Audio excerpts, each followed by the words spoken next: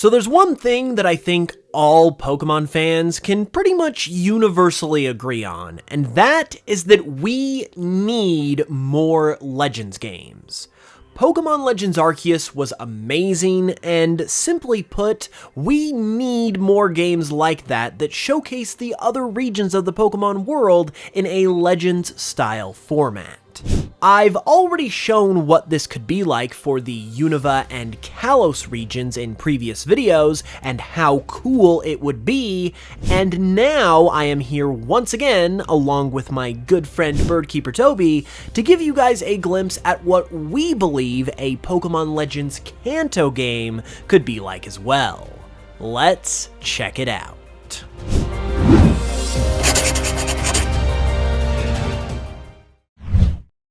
So today's video, quite literally, has been made possible in part by today's wonderful sponsor, Tokyo Treat and Sakura Co. These two are subscription boxes that bring treats directly from Japan, directly to your door every month. I've been getting them for a while myself, and honestly, they're a lot of fun and the treats are delicious. Each month, the boxes have a different theme that also brings with them different treats. For example, this month's themes are Moon Festival Snackin' for the more trendy Tokyo Treat, and Autumn Moon Festival for the more traditional Sakura Co. These particular boxes focus on the Japanese moon viewing festival known as Tsukimi, and come with tons of treats associated with the tradition. I particularly love the chestnut flavored Kit Kats from Tokyo Treat, and the peach jelly from Sakura Co. was super delicious. You even get a nice piece of tableware from the Sakura Co box too, which is a really nice touch. So if you would like to try out these treats for yourself, or maybe even give them as a gift, you can use my link in the description below to pick up a box today. And when you use the code HOOPS at checkout, you'll also get $5 off of your first box, and it directly supports the channel as well when you do, which is very much appreciated. So be sure to check that out with the link in the description, and a big thank you to Tokyo Treat and Sakura Co. for supporting the channel.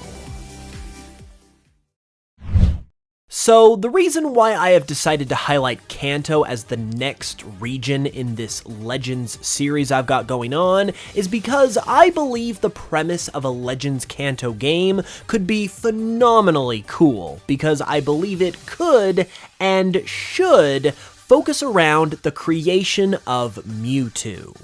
Not only is Mewtwo the legendary Pokemon of Gen 1, but its story is kind of an untold legend in the games already. You learn bits and pieces about it at the Cinnabar Mansion, and there's little breadcrumbs all throughout the game that hint at what happened when Mewtwo was created. But it's all just in the background. It takes a back seat to pretty much everything else that's going on in the Kanto games, and so I think that a Legends game that finally puts a spotlight on Mewtwo and tells the story of how it was created in detail, and lets you actually be a part of it as the player, would be phenomenally cool. Plus, I mean, it would just be a good business decision, because making a game called Pokemon Legends Mewtwo that focuses on the original Pokemon region that the largest number of people are nostalgic for, and that tells the creation story of this unbelievably iconic Pokemon in a Legends-style format, would be guaranteed to sell millions upon millions of copies. So in terms of feasibility, a Pokemon Legends Kanto game is already a home run, but how would the game itself actually play out? Hey Pokemon Masters, Birdkeeper Toby here, and I'm here to tell you about just that. So, since we're dealing with the creation of Mewtwo here, this Pokemon Legends Kanto idea would not be taking place in the distant past, like Pokemon Legends Arceus. Instead, it would be a more modern take on the Legends format, taking place shortly before the events of Pokemon Red and Blue. It's never really been specified at all, particularly in the games, as to how long it's been since Mewtwo was created before Red and Blue take place, but we do know that it's been long enough for the Cinnabar Mansion, where it was created, to fall into disrepair, and to become nothing more than a shell of its former self. For this reason, we're going to say that Pokemon Legends Kanto would take place 10 years before Pokemon Red and Blue. That gives us enough wiggle room to be generically accurate to the timeline of events, while also allowing the story to fit into a Legends style of game. Our story would begin in the same place that all Kanto stories begin, in Pallet Town. But since this game takes place years before Red and Blue, you won't be playing as Red or Leaf this time around. Instead, you'll be playing as either Rory, Red's newly revealed older brother, or Daisy Oak. I thought that making Daisy a playable character would be a really cool way to go here, especially because it fits this timeline that we're working with. And while it might be just a tad fan-fiction-y, revealing that Red has a brother would be a cool bombshell revelation for a game like this that would just add all the more interest to this game, in my opinion. And just because I also want to point it out, Rory is named as such because the name Rory refers to the color red, just like his brother. Anyways though, upon choosing your player character, you will eventually be approached by Daisy's grandpa, Professor Oak, about possibly helping out with a new research expedition that his good friend Mr. Fuji is conducting. Oak is too busy with his Pokedex project at the moment to help himself, but he thought that his granddaughter and her neighbor might be of some help instead.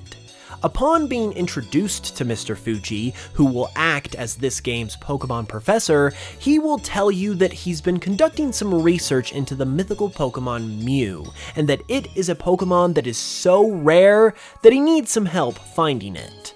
When you agree to help him, Fuji will tell you that Mew is thought to inhabit a mysterious location known as Faraway Island, which is the island from Pokemon Emerald where you can catch a wild Mew via a special event. It is thought that Faraway Island could be the Guyana Pokemon region where Mew is mentioned to have been found in Red and Blue, and a Legends game like this would be the perfect opportunity to be able to explore it some more and learn more about it.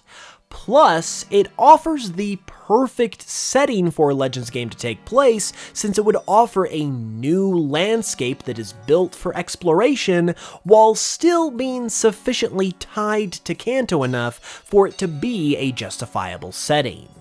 Another reason why Faraway Island would be the perfect setting for a game like this is because it would allow for new forms of Pokemon to be introduced. In Legends Arceus, we obviously saw the Hisuian forms, as well as completely brand new evolutions of Pokemon.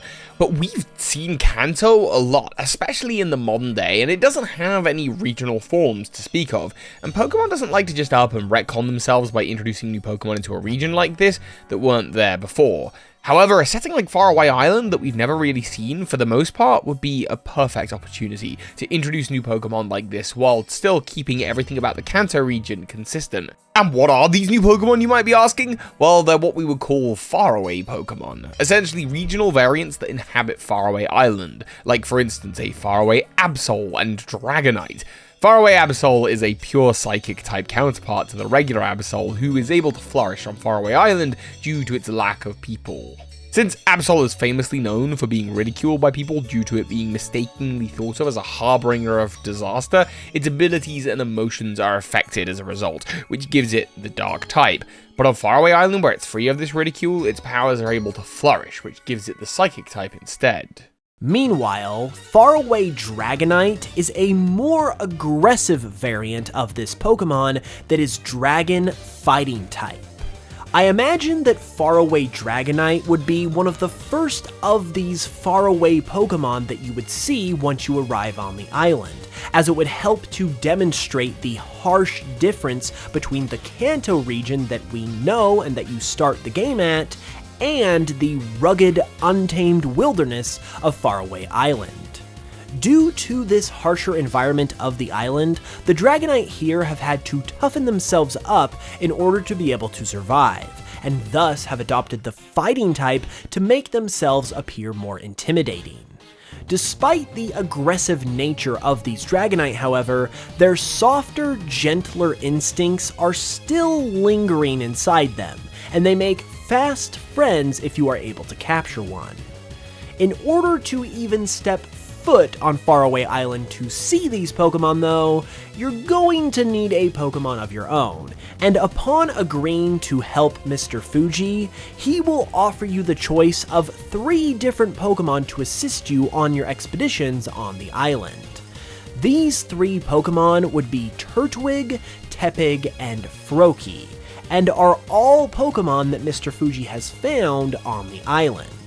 As such, this would allow them to evolve into their own faraway forms as well, which consist of faraway forms of Torterra, Emboar, and Greninja. Now, a real quick side note here, I also featured these particular designs in my videos on what if every starter got a regional variant, which you can check out with the card on screen if you haven't yet, but I figured they would work well here too, since we needed some regional variants for these Pokemon, and I just so happened to have already created regional variants for them that also, in my opinion, look pretty good. Torterra is a grass ghost type, Emboar is now a fire steel type, and Greninja is a water ice type. And you would use these starter Pokemon, along with other Pokemon that you find on the island, to conduct your expeditions and help Mr. Fuji with his research. As you get further and further into the game, you'll explore more and more of the island, doing expeditions and finding clues as to the whereabouts of Mew along the way. After your expeditions though, you travel back to Pallet Town and report to Mr. Fuji and Professor Oak, which would essentially act as this game's Jubilife Village hub area. With the concept we've created here, pretty much all of the main campaign would be spent on Faraway Island and in Pallet Town, so you wouldn't be doing a ton of traveling in Kanto itself. However, this would open up the door for Kanto to be explored in the post-game, which we'll cover in just a little bit. After you've done enough expeditions though, you'll eventually come across some Mew DNA while out in the field, and you'll bring it back to Mr. Fuji. Elated, Mr. Fuji will invite you to his lab on Cinnabar Island, where he'll reveal to you what you've been working on all along. You've been conducting your expeditions, and he has been formulating a plan to make a clone of Mew. He tells you that with its DNA, he believes he can create the world's most powerful Pokemon, and that is exactly what he does. He takes the DNA you've given him, places it into a special cloning chamber, and begins the cloning process, but something ends up going terribly wrong. Mr. Fuji realizes that the Berserk gene that was going to be used to make this clone of Mew even more powerful was accidentally added in excess amounts, and when the cloning process is finished, Mewtwo breaks out of its cloning chamber. Except this isn't the Mewtwo you know, this is Berserk Mewtwo, which is the result of Mewtwo having too much of the Berserk gene within its body. This also makes it into a Psychic Dark type, and Mr. Fuji fears that with that much power, it could destroy all of Kanto.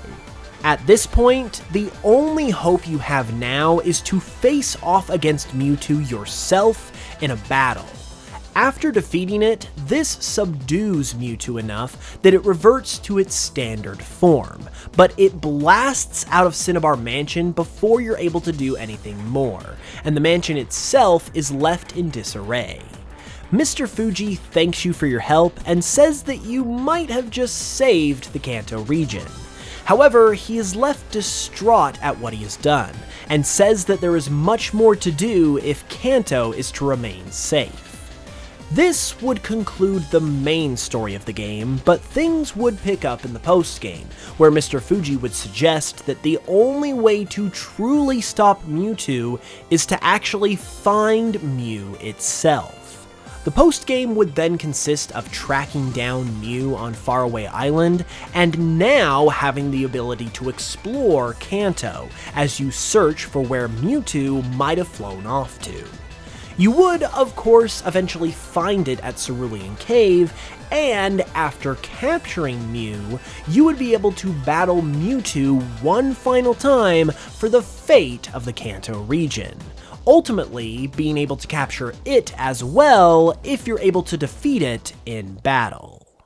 And that is what we believe a Pokemon Legends Kanto game could be like. What do you guys think about this concept though? Be sure to let us know in the comments below, leave a like if you enjoyed, subscribe if you're new, and get ready for some more because that is not the only new Legends game that we're covering today. That's right, and over on my channel, we're also looking at what a Pokemon Legends Hoenn game would be like, the region that's probably the least likely, other than maybe Paldea, to get a Legends game. So be sure to follow the link in the description and on the end card to check that out, and I'll see you over there. That's exactly what I'm going to be doing myself, so a big shout out goes to Toby for helping me out with this one, and also another big shout out goes to the several artists who helped me draw all of the artwork you saw in this video. Links to all of them will be in the description below, and with that said, be sure to follow Toby and I over to his channel to check out his video on Legends Hoenn. And until the next one here, as always, thank you all so much for watching, I really appreciate it, and I will smell you guys later.